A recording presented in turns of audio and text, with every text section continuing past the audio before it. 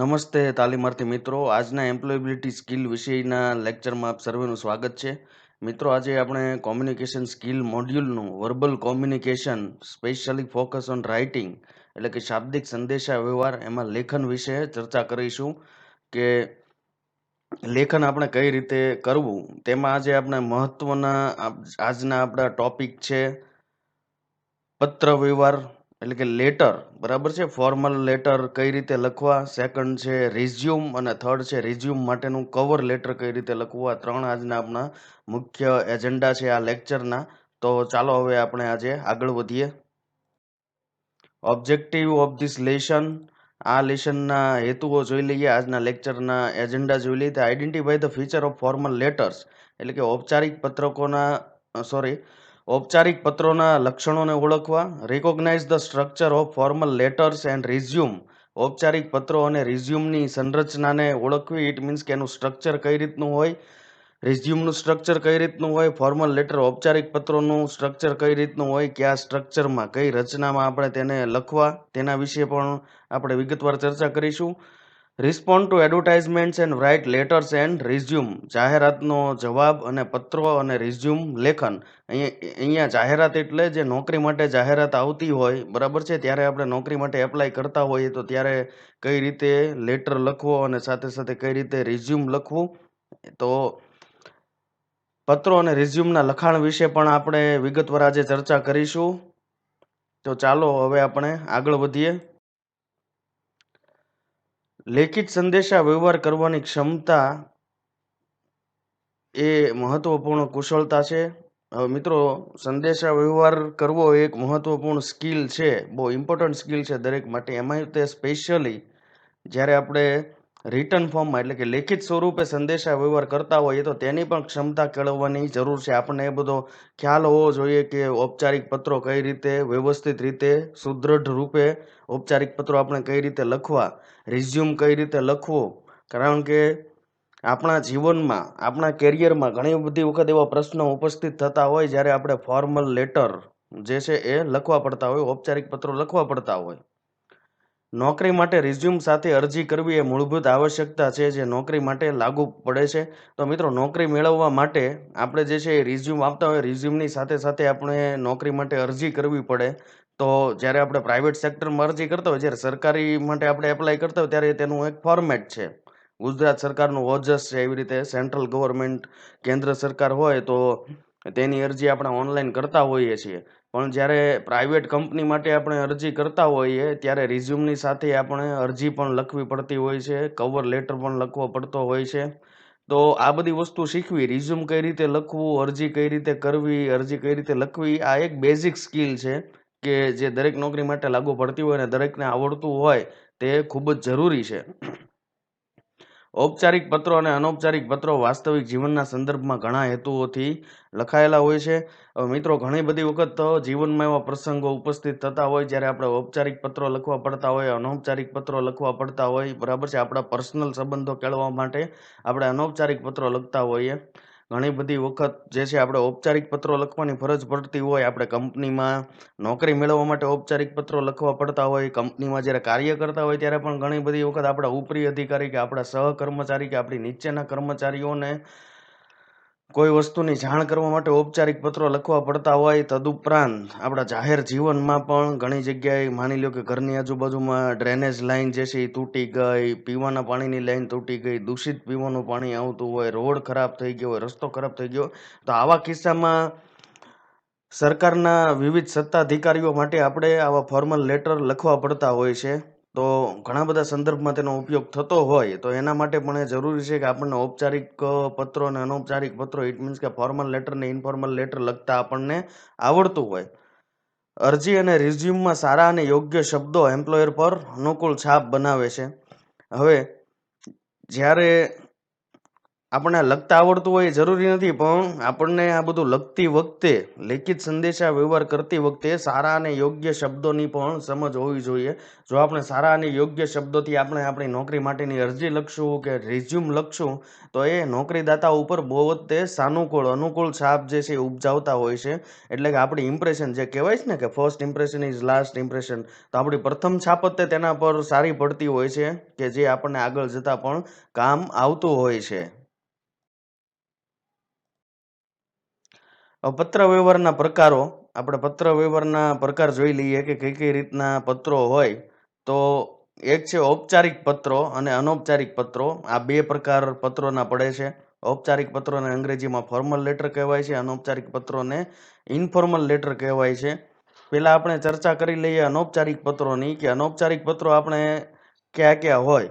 તો સામાન્ય રીતે સામાજિક અને અંગત સંબંધોમાં જે આપણે પત્રો લખતા હોય તે બધા અનૌપચારિક પત્રો છે. દાખલા તરીકે શુભેચ્છા પત્રો, આશ્વાસન પત્રો, અભિનંદન પત્રો, આમંત્રણ પત્રો, બરાબર છે. આપણે લગ્નનું ઇન્વિટેશન હોય કે સગાઈનું ઇન્વિટેશન હોય કે અન્ય કોઈ ધાર્મિક વિધિ હોય તેની માટે આપણે ઇન્વિટેશન કાર્ડ છપાવીને આપણે આપતા હોઈએ, તો એ બધું ઇન્ફોર્મલ લેટર્સ છે. કોઈને શુભેચ્છા આપવા માટે, આપણા સગા સંબંધીને શુભેચ્છા આપવા માટે આપણે પત્ર લખતા હોઈએ, એ પણ અનૌપચારિક પત્ર છે. કોઈને આશ્વાસન આપવા માટે, આપણા સગા સંબંધી કે આપણા મિત્રને આશ્વાસન આપવા માટે પત્ર લખતા હોઈએ તે ઇન્ફોર્મલ છે. કોઈને અભિનંદન આપવા માટે આપણે પત્ર લખતા હોઈએ તો એ પણ ઇન્ફોર્મલ લેટર્સ એટલે કે અનૌપચારિક પત્રો છે. હવે ઔપચારિક પત્રો, તો ઔપચારિક પત્રોના ફર્ધર હજી આગળ જે છે બે ભાગ પડે. વાણિજ્યિક પત્રો અને ઓફિશિયલ પત્રો. વાણિજ્યિક પત્રો એટલે કે બિઝનેસ લેટર, જ્યારે આપણે વ્યવસાય કરતા હોઈએ ત્યારે જે પત્રો લખવા પડતા હોય, ધંધો કરવા માટે જે પત્રો લખવા પડતા હોય તેને આપણે વાણિજ્યિક પત્રો કહીએ છીએ. ધંધાના પ્રચાર અને પ્રસાર માટે લખાતા પત્રો એ વાણિજ્યિક પત્રો છે. અને ઓફિશિયલ પત્રો, તો કે સરકારી સંસ્થાઓ અને વહીવટી બાબતો માટે લખાતા પત્રો એ ઓફિશિયલ લેટર્સ છે. વાણિજ્યિક પત્રોમાં શું હોય, તો કે પૂછપરછના પત્રો હોય, ઇન્કવાયરી કરવાને લગતા પત્રો હોય, ઓર્ડર આપવાને લગતા પત્રો હોય, એજન્સીના પત્રો હોય. હવે ટેકનોલોજી એટલી બધી વિકસી ગઈ છે કે હવે એની માટે પણ વાણિજ્યિક કોમર્શિયલ એક્ટિવિટી માટે પણ વોટ્સઅપ છે, ઈમેલ છે, એ બધાનો ઉપયોગ થવા માંડ્યો. એટલે વાણિજ્યિક પત્રોનું મહત્વ ઘટતું ગયું છે. આમ છતાં પણ આપણને એ આવડતું હોય, એનું પ્રારૂપ કઈ રીતનું હોય, એનું ફોર્મેટ કઈ રીતનું હોય, એ બધું આપણે જાણતા હોઈએ તો આપણા માટે એક સારી બાબત છે, કે જે આપણને ઈમેલ લખવામાં કે એમાં પણ આપણને ઉપયોગી થતું હોય. ઓફિશિયલ પત્રો, તો અરજી પત્ર આપણે લખતા હોઈએ. પહેલા આપણે વાત કરી હતી એમ કે જાહેર જીવનમાં પણ ઘણા બધા ઓફિશિયલ પત્ર આપણે લખવા પડે. મ્યુનિસિપાલિટીને કે સરકારને કે કોઈ સત્તાધિકારીને આપણે લખવા પડતા હોય. જેમ કે ડ્રેનેજની લાઈન તૂટી ગઈ, પાણી ન આવતું હોય, રસ્તો ઘણા સમયથી ખરાબ થઈ ગયો, તેની મરમ્મત કરવા માટે આપણે જાણ કરવા માટે લખતા હોઈએ. રેશન કાર્ડ માટેના પત્રો, પાણીના પ્રશ્નો અંગેના પત્રો, તો આ બધા ઓફિશિયલ લેટર છે. આની ઉપરાંત પણ તો આપણે જ્યાં નોકરી કરતા હોઈએ ત્યાં પણ ઘણા બધા આપણે આપણા ઉપરી અધિકારીને કે આપણા સહકર્મચારીને કે આપણી નીચેના કર્મચારીઓ માટે આપણે જે છે એને જાણ કરવા માટે અમુક પત્રો લખવા પડતા હોય, તેને પણ આપણે ઓફિશિયલ લેટર્સ કહીએ છીએ, ઓફિશિયલ પત્રો કહીએ છીએ.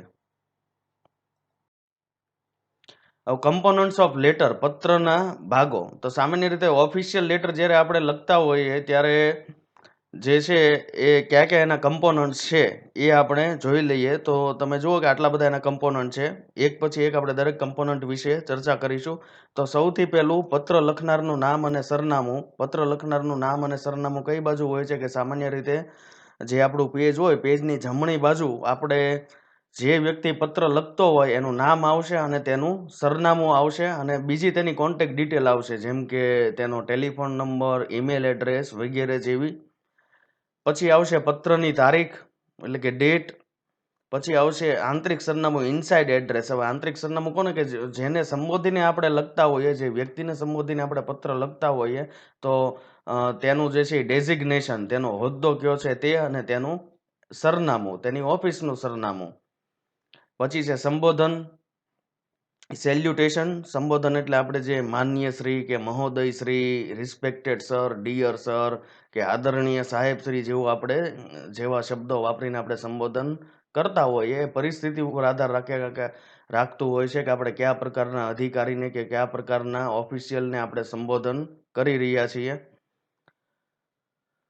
સંબોધન પછી આવશે પત્રનો મુખ્ય ભાગ, જેને આપણે બોડી ઓફ ધ લેટર તરીકે ઓળખીએ છીએ. બોડી ઓફ ધ લેટરના ફર્ધર જે છે એ 3 ભાગ પડે. પ્રારંભિક ફકરો એટલે ઇન્ટ્રોડક્ટરી પેરેગ્રાફ, મધ્ય ફકરો એટલે કે મિડલ પેરેગ્રાફ અને અંતિમ ફકરો એટલે કન્ક્લુડિંગ પેરેગ્રાફ. જેમાં જે વિષય માટે આપણે પત્ર લખ્યો છે તેની વિગતવાર ચર્ચા જે છે એ બોડી ઓફ ધ લેટરમાં હશે. તેના પછી શુભેચ્છા દર્શક સમાપન એટલે કોમ્પ્લિમેન્ટરી ક્લોઝ. તો આપણે થેન્કિંગ યુ કે યોર સિન્સિયરલી, બરાબર છે, તમારો આજ્ઞાકારી, એવા શબ્દો વડે આપણે શું કરતા હોઈએ છીએ, સમાપન કરતા હોઈએ છીએ. તેના પછી સહી એટલે કે હસ્તાક્ષર, એના નીચે આપણું નામ આવશે. અને જો કોઈ બિડાણ હોય તો પત્રમાં છેલ્લે શું આવશે? બિડાણ, જેને ઇંગ્લિશમાં એન્ક્લોઝર કહેવામાં આવે છે, અથવા તો ટૂંકમાં ENCL વડે પણ લખવામાં આવે છે. ફરી એક વખત આપણે રિવ્યુ કરી લઈએ. પત્ર લખનારનું નામ અને સરનામું. તો કે આમાં જે વ્યક્તિ પત્ર લખતો હોય તો જમણી બાજુ, પેજની જમણી બાજુ એનું નામ આવશે, એની નીચે એડ્રેસ આવશે ને એને નીચે એને કોન્ટેક્ટને લગતી ડિટેલ આવશે કે એનો મોબાઈલ નંબર, ઈમેલ એડ્રેસ, પછી છે એ પત્રની તારીખ, પછી આંતરિક સરનામું, ઇટ મીન્સ કે આપણે જે વ્યક્તિને પત્ર લખવાનો છે તેનો હોદ્દો અને તેનું સરનામું. પછી આવશે સંબોધન, સેલ્યુટેશન. જેવી રીતે આપણે, તમને ખ્યાલ જ હશે કે આપણે પત્રોમાં વાપરતા હોઈએ માનનીય સાહેબ શ્રી કે આદરણીય સાહેબ Shri, respected sir, dear sir, અથવા તો ખાલી સર, સમકક્ષ હોય તો ખાલી સરથી આપણે સંબોધતા હોઈએ. પછી આવશે પત્રનો મુખ્ય ભાગ, જેને બોડી ઓફ ધ લેટર કહેવામાં આવે છે. બોડી ઓફ ધ લેટરમાં આપણે કયા વિષય, કઈ બાબતે પત્ર લખ્યો છે તેની ડિટેલમાં ચર્ચા હશે. તેમાં પણ 3 ભાગ પડે છે સામાન્ય રીતે: ઇન્ટ્રોડક્ટરી પેરેગ્રાફ, મિડલ પેરેગ્રાફ ને કન્ક્લુડિંગ પેરેગ્રાફ. એવું જરૂરી નથી કે દર વખતે બોડી ઓફ ધ લેટરમાં 3 પેરેગ્રાફ આપણે કરવા જ તે. એ પરિસ્થિતિ પ્રમાણે 1 પેરેગ્રાફ અથવા તો 2 પેરેગ્રાફથી પણ કામ થઈ શકતું હોય છે ઘણી વખત.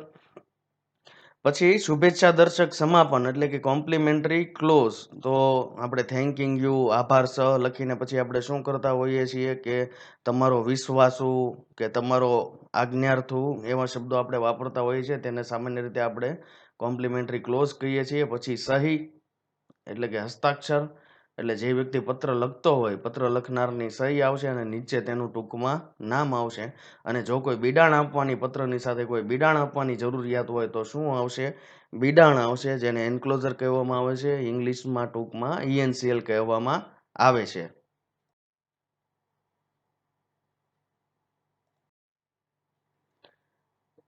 હવે તમે અહીંયા જોઈ શકો છો મિત્રો, એક ફોર્મેટ મેં આપ્યું છે અહીંયા પત્રનું. સામાન્ય રીતે આ પ્રકારનું ફોર્મેટ હોય. અહીંયા તમે જુઓ કે અહીંયા જમણી બાજુ શું આવતું હોય? સામાન્ય રીતે પત્ર લખનારનું નામ. માની લો કે તમે કોઈ લેટર હેડમાં પત્ર લખી રહ્યા છો, જ્યારે નોકરી કરો છો તમે કોઈ જગ્યાએ, ત્યારે કંપનીનું લેટર હેડ છે, તમારું લેટર હેડ છે ને એમાં લખી રહ્યા છો, તો પછી એમાં નામ ને સરનામું લખવાની જરૂર નથી હોતી, કારણ કે ઓલરેડી લેટર હેડમાં આવી ગયેલું હોય. પણ માની લો કે તમે સામાન્ય રીતે આપણે પત્ર લખીએ છીએ કોઈ ઓફિશિયલને, તો અહીંયા આપણું નામ આવશે, પત્ર લખનારનું નામ, એની નીચે પત્ર લખનારનું સરનામું. એવું નથી કે અહીંયા 2 લાઈનમાં તમારે પૂર્ણ કરવાનું હોય, જરૂર પડે તો વધારે લાઈન પણ લઈ શકો છો. પછી ફોન નંબર એટલે કે કોન્ટેક્ટ નંબર, જો તમારી પાસે મોબાઈલ હોય તો મોબાઈલ, લેન્ડલાઈન હોય તો લેન્ડલાઈન. પછી ઈમેલ એડ્રેસ તમે લખી શકો છો. પછી તારીખ, ઈમેલ એડ્રેસ એટલે કે કોન્ટેક્ટ ડિટેલ લખાઈ ગયા પછી શું લખવાનું હોય છે? તારીખ લખવાની હોય છે. હવે અહીંયા જે છે આંતરિક સરનામું, ઇનસાઇડ એડ્રેસ આવશે. અહીંયા આપણે શું કરશું કે ટુ કરીને એનું આપણે ઓફિશિયલ ડેઝિગ્નેશન, એનો હોદ્દો લખીશું, એના નીચે એનું સરનામું લખીશું. પછી અહીંયા જે છે સબ્જેક્ટ આવશે, જેને સબ્જેક્ટ લાઇન પણ કહેવામાં આવે છે, વિષય સૂચક રેખા પણ કહેવામાં આવે છે. અને જો કોઈ સંદર્ભ હોય તો સંદર્ભ પણ લખવામાં આવે છે. સંદર્ભ કોને કહેવામાં આવે છે? કે જ્યારે અગાઉ પત્ર વ્યવહાર થઈ ગયો હોય તો તેના સંદર્ભમાં આપણે કોઈ રિમાઇન્ડર અપાવતા હોઈએ, કે તેના સંદર્ભમાં આપણે આભાર વિધિ કરતા હોઈએ, આભાર દર્શક પત્ર લખતા હોઈએ, તો એવા સંજોગોમાં અહીંયા સંદર્ભ લખવાની જરૂર હોય છે. કોઈ નિયમ અથવા તો કોઈ સરકારના પરિપત્ર હોય કે સરકારની એડવાઇઝરી હોય, તેના આધારે આપણે પત્ર લખતા હોય તો અહીંયા પણ સંદર્ભ, તેનો આપણે સંદર્ભ બતાવવાનો હોય છે. પછી અહીંયા સંબોધન, સેલ્યુટેશન એટલે કે માનનીય સાહેબ શ્રી, રિસ્પેક્ટેડ સર, બરાબર છે. તમે જે ભાષામાં લખતો હોય તો એના યોગ્ય સંબોધનો અહીંયા લખવાના હોય છે. પછી આ છે બોડી ઓફ ધ લેટર, પત્રનો મુખ્ય ભાગ. ત્યાં જરૂર પ્રમાણે introductory paragraph, middle paragraph, concluding paragraph, એ રીતનું એનું ફોર્મેટ હોય છે. પછી કોમ્પ્લિમેન્ટરી ક્લોઝ, શુભેચ્છા દર્શક સમાપન, યોર્સ ફેithફુલી અથવા તો યોર્સ સિન્સિયરલી, સિન્સિયરલી યોર્સ, બરાબર છે, તમારો આજ્ઞાકારી, એવી રીતે આપણે શુભેચ્છા દર્શક સમાપન આપતા હોઈએ છીએ. એના નીચે હસ્તાક્ષર, ને હસ્તાક્ષરના નીચે તમે તમારું ટૂંકું નામ પણ લખી શકો. અહીંયા બિડાણ, હવે જો તમે સંદર્ભ આપ્યો હોય અથવા તો બીજી કોઈ વસ્તુ તમે બિડાણ તરીકે એવિડન્સ તરીકે આપવા માંગતા હો તો અહીંયા બિડાણ કરીને અહીંયા તમારે કઈ કઈ વસ્તુ તમે પત્રની સાથે જોડો છો તે તમારે અહીંયા શું કરવાનું હોય છે, લખવાનું હોય છે.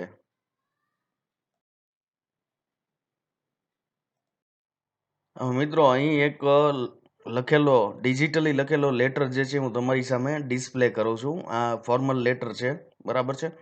હવે લેટર શા માટે આ લખવામાં આવ્યો છે કે ફેમિલી મેમ્બરમાં કોઈ ઇલનેસ, કોઈ બીમારી આવી એના માટે રજા માંગવા માટે જે છે એ લેટર લખવામાં આવ્યો છે.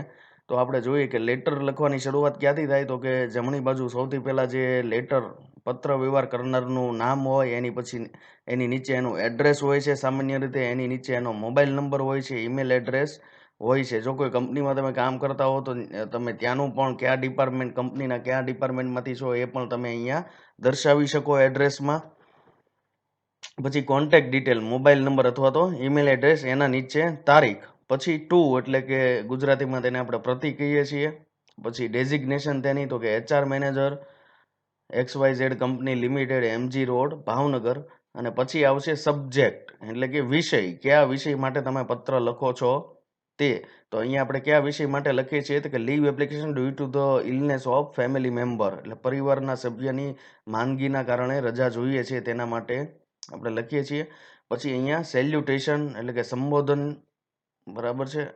તો કે રિસ્પેક્ટેડ સર, આપણાથી હાયર ઓથોરિટીને આપણે લખતા હોય ત્યારે હંમેશા શું કરવું જોઈએ, રિસ્પેક્ટેડ સર લખવું જોઈએ. આપણી સમકક્ષ કે આપણી નીચેના વ્યક્તિને લખતા હોય ત્યારે ખાલી અહીંયા સર અથવા તો ગુજરાતીમાં શ્રીમાન લખીએ તો ચાલે.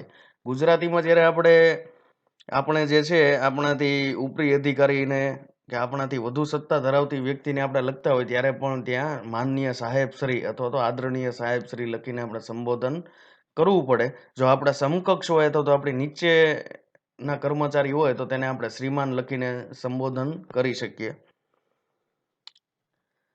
હવે શરૂ થાય છે બોડી ઓફ ધ લેટર, બરાબર છે. એક સ્લાઇડમાં આખો લેટર નથી આવ્યો, હજી બીજી સ્લાઇડમાં બાકીનો લેટર જે છે એ આવશે, પણ આ સ્લાઇડમાં જેટલું છે એટલું આપણે સમજી લઈએ. I am writing this letter to let you know about my requirement for an important and unexpected leave. એટલે હું આ પત્ર એટલા માટે લખી રહ્યો છું કે મારી એક મહત્વની અને અનએક્સપેક્ટેડ ઓચિંતી રજા માટેની જરૂરિયાત છે. This is because of an emergency in the family. આ એટલા માટે છે કે મારા પરિવારમાં એક ઇમરજન્સી આવી છે. We have just got the news that my father has been diagnose with dengue. મને હજી હમણાં જ સમાચાર મળ્યા કે મારા પિતાશ્રી જે છે ડેન્ગ્યુની સારવાર લઈ રહ્યા છે. I will be quickly heading to the hospital to be with him. હું જે છે એ ઝડપથી હોસ્પિટલે જવા ઈચ્છું છું તેની સાથે રહેવા માટે. And look after the family, અને ફેમિલીની સાર સંભાળ લેવા માટે. I plan to return to work next week on date. એટલે હું XYZ તારીખે જે છે હું મારા કામ પર પરત ફરીશ. I feel confident that my current project are not going to suffer from such a quick absence. અને હું જે છે આત્મવિશ્વાસ અનુભવું છું કે મારા જે હાલના પ્રોજેક્ટ છે એ આ ઓચિંતી રજાના લીધે, ઓચિંતા મારી ગેરહાજરીના લીધે એમાં કાંઈ લોસ જશે નહીં, કંઈ સફર કરવું પડશે નહીં. And that my work record speak four it self as much as my ability to make up four lost time.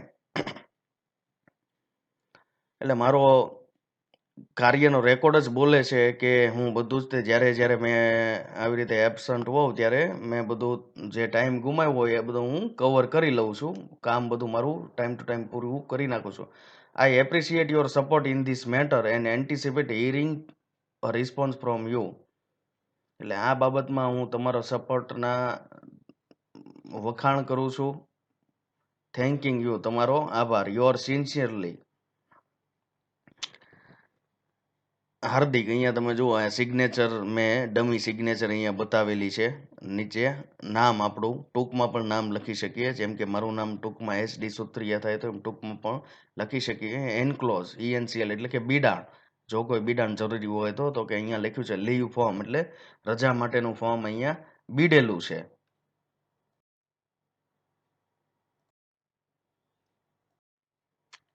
Look at the advertisement for ITI trainees એટલે આઈટીઆઈના તાલીમાર્થી માટે નીચેની જાહેરાત જુઓ. Write a formal letter of application and resume. તો એ નોકરી મેળવવા માટે આપણે શું કરવાનું છે? અહીંયા રિઝ્યુમ લખવાનું છે અને અરજી લખવાની છે. You may refer to the structure of the letter and resume in the illustration. એટલે આગળ હું એક તમને ઉદાહરણ આપીશ, બરાબર છે? આ બુકમાં ઉપર આપ્યું હતું પણ હું તમને હવે ઉદાહરણ આપીશ. એ ઉદાહરણ પ્રમાણે તમે ઉદાહરણનો સહારો તમે લઈ શકો છો. Write the letter and resume in the table given to the director ABC industry, cantonment, Delhi. બરાબર છે? તો એબીસી ઇન્ડસ્ટ્રીના ડિરેક્ટરને આપણે લખવાનું છે. Eligibility NCVT certificate, 18 to 28 years old, salary 15,000 to 25,000. એટલે આટલો પગાર છે, 15,000 થી 25,000 જેવો પગાર છે. એલિજિબિલિટી શું છે કે એનસીવીટી સર્ટિફિકેટ હોવું જોઈએ. ઉંમર કેટલી હોવી જોઈએ? તો કે 18 થી 28 વર્ષ વચ્ચે. ઇન્ડસ્ટ્રીયલ જોબ ફોર આઈટીઆઈ, કઈ બરાબર છે? આઈટીઆઈ માટેની ઔદ્યોગિક નોકરી કઈ કઈ છે? તો કે અહીંયા સિરિયલ નંબર આપેલો છે, અહીંયા ટ્રેડ આપેલું છે, અહીંયા નંબર ઓફ પોસ્ટ. ફર્સ્ટ છે આઈટીઆઈ ફિટર, 175 પોસ્ટ, 175 જેટલી જગ્યા છે. સેકન્ડ છે આઈટીઆઈ ઇલેક્ટ્રિશિયન, તો ઇલેક્ટ્રિશિયનની 125 જગ્યા છે. આઈટીઆઈ વેલ્ડરની 150 જગ્યા છે. આઈટીઆઈ પ્લમ્બરની 135 જગ્યા છે. આઈટીઆઈ ટર્નરની 80 જગ્યા છે. આઈટીઆઈ રેફ્રિજરેશનની 120 જગ્યા છે. આઈટીઆઈ મશીનિસ્ટની 115 જગ્યા છે અને આઈટીઆઈ વાયરમેનની 50 જગ્યા છે. તો નેક્સ્ટ સ્લાઇડમાં આપણે જોઈશું કે કઈ રીતે આપણે એપ્લિકેશન જે છે એ લખવી, બરાબર છે? કવર લેટર લખવો. તો અહીંયા ડેટ ફ્રોમ, તો અહીંયા શું આવશે? તમારું નામ. માની લો કે તમે લખી રહ્યા છો તો તમારું નામ આવશે, યોર એડ્રેસ, તમારું સરનામું, અને એની નીચે contact detail like email and mobile number. તો ઈમેલ અને મોબાઈલ નંબર જેવી તમારી કોન્ટેક્ટ ડિટેલ આવશે. આ વસ્તુ જે છે એ તમે ડાબી બાજુ પણ લખી શકો છો, જમણી બાજુ પણ લખી શકો છો. અત્યાર સુધી મોટે ભાગે જમણી બાજુ જ લખવામાં આવતું હતું આપણું નામ ને સરનામું, પણ હવેથી થોડોક ટ્રેન્ડ ચેન્જ થયો છે એટલે હવેથી ઘણા બધા લોકો બંને વસ્તુ ડાબી બાજુ લખે છે. હવે ટુ, તો અહીંયા આપણને કોને સંબોધીને લખવાનું કીધેલું હતું? ડિરેક્ટરને સંબોધીને. તો કે ટુ ડિરેક્ટર એબીસી ઇન્ડસ્ટ્રી, બરાબર છે? જે કાંઈ ઇન્ડસ્ટ્રીનું નામ આપ્યું હતું એ આપણે અહીંયા લખશું. પછી ઇન્ડસ્ટ્રીનું એડ્રેસ લખશું. પછી ડિયર સર ઓબ્લિક મેડમ અથવા તો રિસ્પેક્ટેડ સર ઓબ્લિક મેડમ. કારણ કે અહીંયા આપણને ખ્યાલ નથી કે એ ડિરેક્ટર કોણ છે, ડિરેક્ટર લેડી છે કે જેન્ટ્સ છે. તો એના માટે આપણે સર ઓબ્લિક મેડમ બંને વસ્તુ લખીશું. સબ્જેક્ટ એટલે કે વિષય, તો વિષયમાં આપણે લખીશું application for the post of wireman. એટલે તમે જે ટ્રેડ માટે એપ્લિકેશન કરવા ઈચ્છતા હો, અરજી કરવા ઈચ્છતા હો, તેનું અહીંયા તે ટ્રેડ લખવાનું રહેશે. અહીંયા આપણે એવું માનીને ચાલીએ કે કોઈ વાયરમેનનો કેન્ડિડેટ છે તો અહીંયા વાયરમેન એટલા માટે મેં લખ્યું છે. I saw your advertisement in નોકરી.com. મેં નોકરી.comમાં તમારી જાહેરાત જોઈ. I have completed ITI training in wireman trade. મેં વાયરમેન ટ્રેડમાં મારી આઈટીઆઈની તાલીમ પૂર્ણ કરી છે. I wish to apply for the post. હું આ જગ્યા માટે અરજી કરવા ઈચ્છું છું. I am 19 years old. હું 19 વર્ષનો છું. કારણ કે એવું લખવું એટલા માટે જરૂરી છે કે આપણને 18 થી 28 વર્ષની એજ કીધી હતી, બરાબર છે? એનો મતલબ એવો છે કે આપણે અહીંયા 19 લખ્યું તો આપણે એ એજ કેટેગરીમાં ઇન્ક્લુડ થઈએ છીએ. I have national trade certificate. It means I have NTC certificate, NCVT certificate. NCVT પણ લખી શકો તમે. તો મારી પાસે નેશનલ ટ્રેડ પ્રમાણપત્ર છે. I have enclose my resume for your reference. સંદર્ભ માટે મારું રિઝ્યુમ જે છે એ અહીંયા બિડાણ કરેલું છે. I assure that if I am selected I will work hard and follow all rules and regulation of your company. હું ખાતરી આપું છું કે જો મને સિલેક્ટ કરવામાં આવશે તો હું જે છે એ સખત મહેનત, હાર્ડવર્ક કરીશ અને તમારી કંપનીના બધા જ તે રૂલ્સ અને રેગ્યુલેશન ફોલો કરીશ. બધા જ રૂલ્સ અને રેગ્યુલેશનને અનુસરીશ. થેન્કિંગ યુ યોર્સ ફેithફુલી. બરાબર છે? તમારો વિશ્વાસુ યોર સિગ્નેચર એન્ડ નેમ, અહીંયા શું આવશે? તમારું નામ અને તમારી સિગ્નેચર એટલે તમારી સહી અને નામ, અને એની નીચે અહીંયા આપણે લખેલું છે એનક્લોઝ માય રિઝ્યુમ, તો અહીંયા રિઝ્યુમ આપણે એનક્લોઝ કરશું. એવું લાગે તો ફોટોકોપીઝ ઓફ નેસેસરી માર્કશીટ, જરૂરી માર્કશીટની તમે ફોટોકોપી, સર્ટિફિકેટની ફોટોકોપી પણ તમે એટેચ કરી શકો, એનક્લોઝમાં તમે આપી શકો. તો એ બધી વસ્તુ તમારે અહીંયા લખવાની રહેશે, કેટલી કેટલી વસ્તુ તમે એનક્લોઝ બિડાણ તરીકે જોડો છો.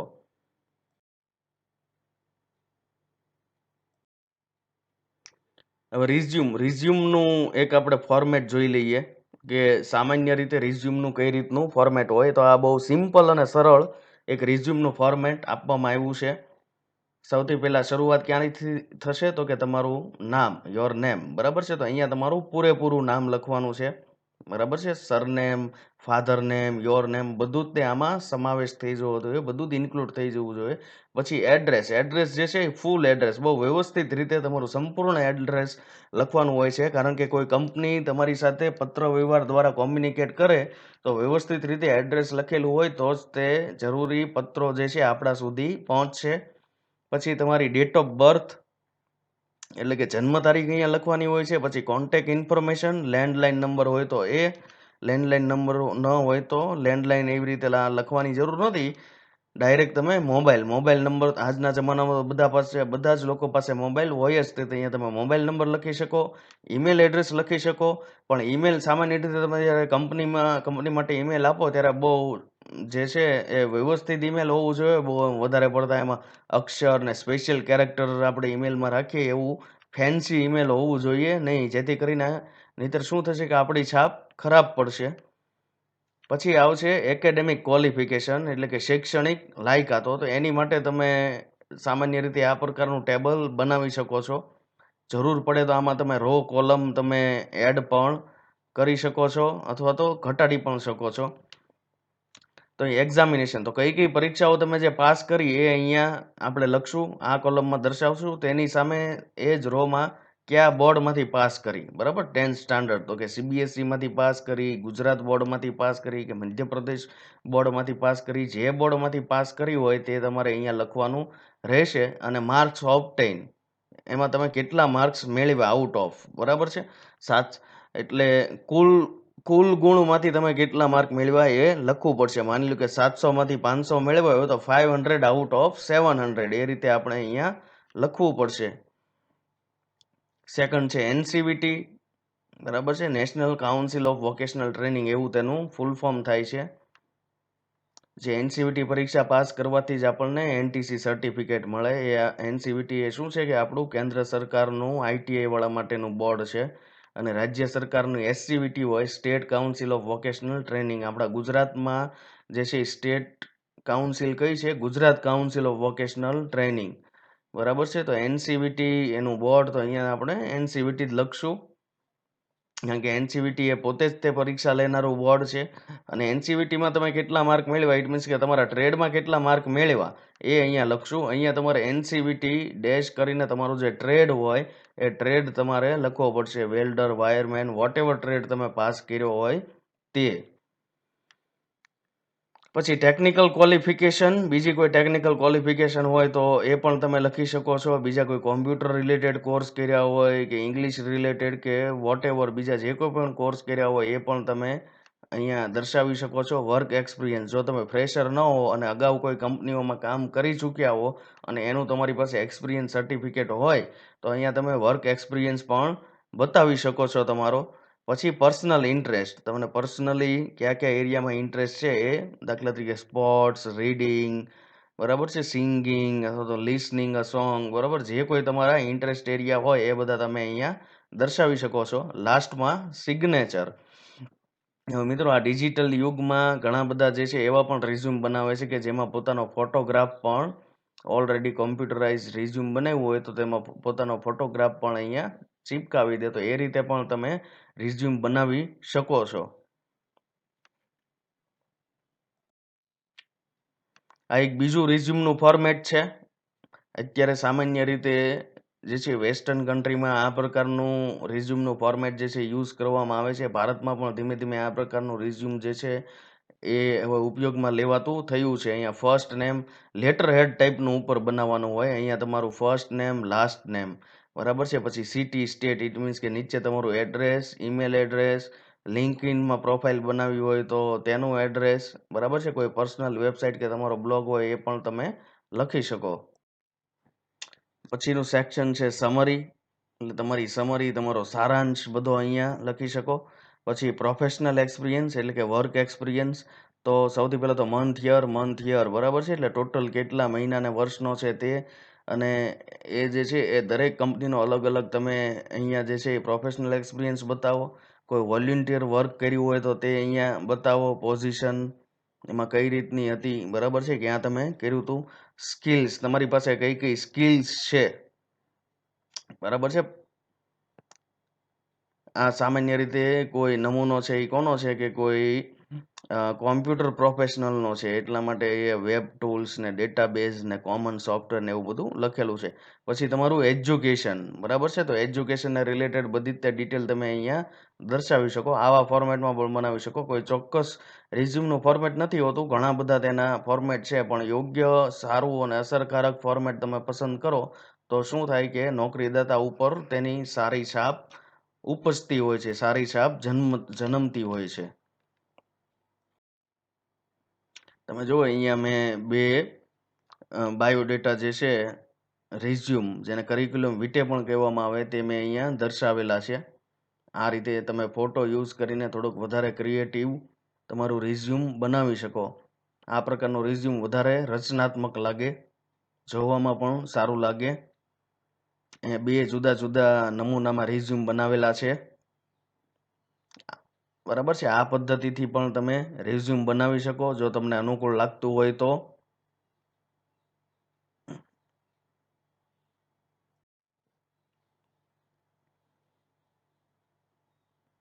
થોડી વાર માટે હું અહીંયા ડિસ્પ્લે કરું છું જેથી કરીને તમે વ્યવસ્થિત રીતે રિઝ્યુમ જોઈ શકો, બંને નમૂના રિઝ્યુમના જોઈ શકો.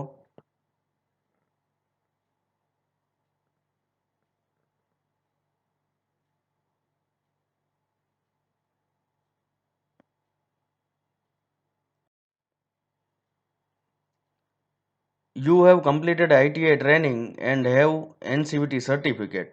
તમે આઈટીઆઈની તાલીમ પૂર્ણ કરી લીધી છે અને તમારી પાસે એનસીવીટીનું સર્ટિફિકેટ પણ છે. You wish to apply four internship in bhel. તમે ભેલમાં ઇન્ટર્નશીપ ટ્રેનિંગ માટે એપ્લાય કરવા ઈચ્છો છો. Draft resume and covering letter to the DGM bhel, બરાબર છે. એટલે ડેપ્યુટી જનરલ મેનેજર ભેલ માટે તમારે શું કરવાનું છે, તેને સંબોધીને તમારે રિઝ્યુમ અને કવર લેટર બનાવવાનું છે. You May use the format use the previous activity. એટલે આપણે આની પહેલાં જે 3 નંબરમાં જોયું હતું એમાં જે ફોર્મેટ આપણે જોયા હતા કવર લેટરના, એ તમે ઉપયોગમાં લઈ શકો છો, બરાબર છે. તો આ રીતે ડેટ, ફ્રોમ, આ રીતે તમે જે છે એ શું કરવાનું છે, એક એક્ટિવિટી કરવાની છે. એ મેજોરિટી બધી જ વસ્તુ આપેલી છે, તમારે ફક્ત એમાં ફિલ જ કરવાનું છે, એટલે તમારો કવર લેટર બની જશે. આ જે છે એ શું છે, કવર લેટર, નોકરી માટેનો એપ્લિકેશન છે રિઝ્યુમ સાથે મોકલવા માટેની, બરાબર છે. તો અહીંયા ફ્રોમ, અહીંયા તમારું નામ, યોર નેમ, બરાબર છે, ફૂલ નેમ, અહીંયા તમારું પૂરું નામ આવશે, એની નીચે એડ્રેસ આવશે, એની નીચે કોન્ટેક્ટ ડિટેલ આવશે, જેવી કે ઈમેલ એડ્રેસ અને ફોન નંબર અથવા તો મોબાઈલ નંબર, લેન્ડલાઇન નંબર હોય તો એ. ટુ, તો અહીંયા આપણે કોને લખવાનું છે, deputy general manager bhel, Delhi, એટલે એનું અહીંયા આપણે સંપૂર્ણ એડ્રેસ લખશું. પછી તેને આપણે સંબોધન કરશું, ડિયર સર ઓબ્લિક મેડમ અથવા તો રિસ્પેક્ટેડ સર. પછી subject, application for the post of internship training, internship training.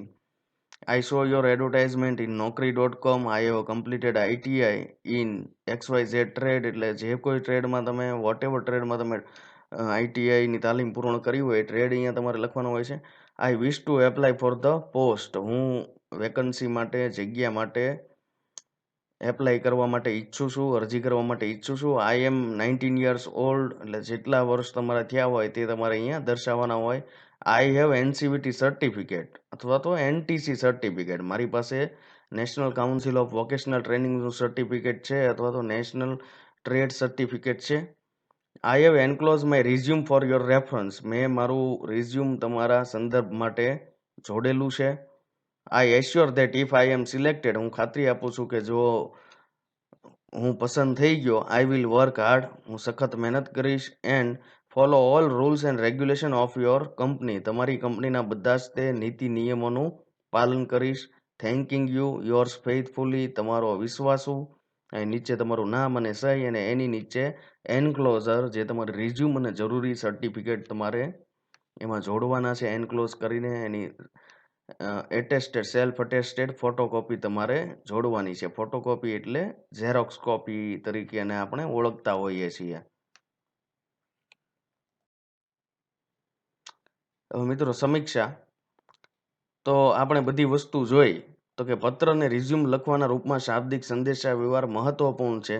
તો નોકરી મેળવવા માટે કે ફોર્મલી આપણે લેટર લખતા હોઈએ તેમાં પણ વર્બલ કોમ્યુનિકેશન જે છે એ ખૂબ જ મહત્વપૂર્ણ છે. એ બધી વસ્તુ આપણને આવડતી હોવી જોઈએ કે કયા શબ્દોનો ઉપયોગ કરવો, કયા ફોર્મેટમાં આપણે લેટર લખવો, કયા ફોર્મેટમાં આપણે રિઝ્યુમ લખવું, કયા ફોર્મેટમાં આપણે કવર લેટર લખવો રિઝ્યુમ માટે.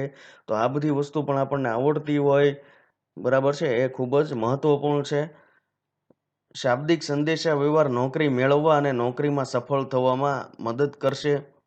તો આપણને જો વર્બલ કોમ્યુનિકેશન બહુ વ્યવસ્થિત રીતે આવડતું હોય, યોગ્ય શબ્દોનો ઉપયોગ કરતા આપણને આવડતો હોય, આપણું રાઇટિંગ સારું હોય, આપણી સ્પીચ સારી હોય, તો આ બધું આપણને નોકરી મેળવવા માટે પણ મદદ કરશે અને નોકરી દરમિયાન નોકરીમાં સફળ થવા માટે પણ આપણને મદદ કરશે. સાચી રીતે લખાયેલ અને સારા રિઝ્યુમ્સ અને એપ્લિકેશનના પત્રો એમ્પ્લોયર પર અરજદાર વિશે સારી છાપ ઊભી કરે છે. એટલે વ્યવસ્થિત રીતે યોગ્ય શબ્દથી, યોગ્ય વિનમ્ર ટોનમાં જે કોઈ લેટર લખાયેલા હોય, આપણું રિઝ્યુમ લખાયેલું હોય, રિઝ્યુમનો કવર લેટર લખાયેલું હોય કે ફોર્મલ લેટર લખાયેલું હોય, આ બધું શું થતું હોય કે અરજદારની એમ્પ્લોયર પર સારી એવી છાપ ઊભી કરતા હોય. જેવી રીતે આપણે જોયું હતું કે first impression is last impression. તો પ્રથમ એવી રીતે આપણી સારી એવી છાપ એમ્પ્લોયર પર, નોકરીદાતા પર ઉદ્ભવતી હોય, જેનો આપણને ફાયદો મળતો હોય છે.